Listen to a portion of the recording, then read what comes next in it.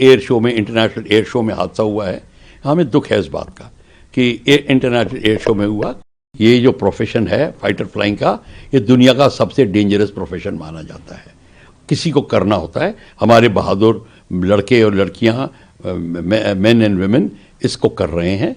ये हो सकता है टेक्निकल एरर, कोई फॉरेन ऑब्जेक्ट डैमेज, मतलब कुछ ऐसी चीज़ अंदर आ गई हो जो कंट्रोल सरफेस में या इंजन में दखल दे रही हो। पायलट को खो दिया है, जो बहादुर पायलट हमारा था, हमारे साथ नहीं रहा। हमें बहुत दुख है, हमने एक जहाज़ खोया है। और दूसरी बात है कि ये एक एयर शो में, इंटरनेशनल एयर शो में हादसा हुआ है। हमें दुख है इस बात का कि इंटरनेशनल एयर शो में हुआ। कोई बात नहीं, एविएशन फाइटर फ्लाइंग में ये हादसे होते हैं। अगर हम कोई ये कह दे कि नहीं होते तो वो सरासर झूठ बोल रहा है। ये जो प्रोफेशन है फाइटर फ्लाइंग का, ये दुनिया का सबसे डेंजरस प्रोफेशन माना जाता है। किसी को करना होता है। हमारे बहादुर लड़के और लड़कियां, मेन एंड वुमेन, इसको कर रहे हैं। तो हमारे को गर्व है उनके ऊपर। और ये जो बहुत दुखद घटना हुई है, पर इसकी इंक्वायरी होगी।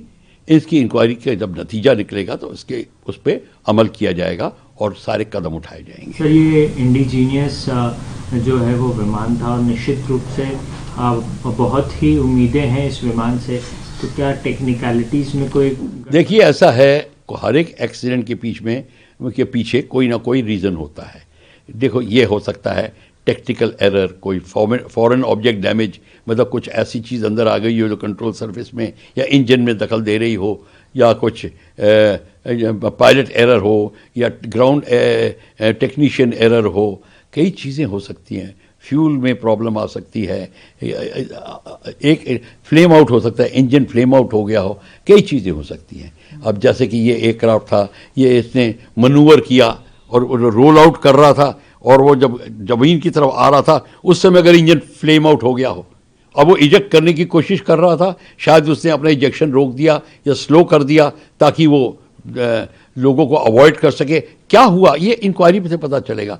पर हमें ये लग रहा है कि उसने इंजेक्शन में बहुत देर कर दी और उसका जहाज़ जो है मश कर रहा था। उसने जब रिकवर भी किया तो उसका फिर भी एयरक्राफ्ट सिंक कर रहा था, और वो अपने बेली यानी कि पेट के ऊपर, जिसके जहाज़ के निचले स्थल, वो जो निचला हिस्सा है, वो ज़मीन पे जाके टकराया। तो ऐसे बिल्कुल ऐसे डाइव में नहीं किया, ऐसे टच किया उसने। स्मोक भी देखने को मिल रहा है। स्मोक तो दिखेगा, जब टच करेगा तो एक्सप्लोड होगा। फ्यूल कितना है, इंजन है, स्पीड देखो कितनी है, तो स्मोक भी होगा, फायर भी होगा, सब कुछ होगा। क्या कोई चेक्स को लेकर के कहीं ना कहीं जिस प्रकार से चेक्स किए जाते हैं वो मिस आउट हो गया? देखिए, ये इंक्वायरी से पता चलेगा। सारी इंक्वायरी जब होगी, स्टेप बाय स्टेप इंक्वायरी होगी। एक चीज़ कोई नहीं छोड़ी जाएगी। हर एक इंजीनियर जिसने काम किया था, हर एक टेक्नीशियन से पूछा जाएगा, उसका काम देखा जाएगा। कोई कॉमनैलिटी तो नहीं है, किसी ने या एयरक्राफ्ट में कोई ऐसी प्रॉब्लम तो नहीं थी जो पहले भी आई थी, ये सब देखा जाएगा। तो एकदम से अभी कोई बता नहीं सकता, अभी कोई खबर नहीं है। एक्चुअली कोई भी कंजेक्चर करना, कोई भी अनुमान लगाना, तुक्का लगाना, ये बहुत हानिकारक होगा। इसीलिए हम कहते हैं कि जब एयरक्राफ्ट एक्सीडेंट हो तो FDR, फ्लाइट डाटा रिकॉर्डर, और कॉकपिट वॉइस रिकॉर्डर को सुनने के बाद, देखने के बाद इनको मतलब हमें कोई टिप्पणी करनी चाहिए। हम टिप्पणी शायद और शायद में करते हैं, वो गलत है। VK न्यूज़, राष्ट्र के नाम।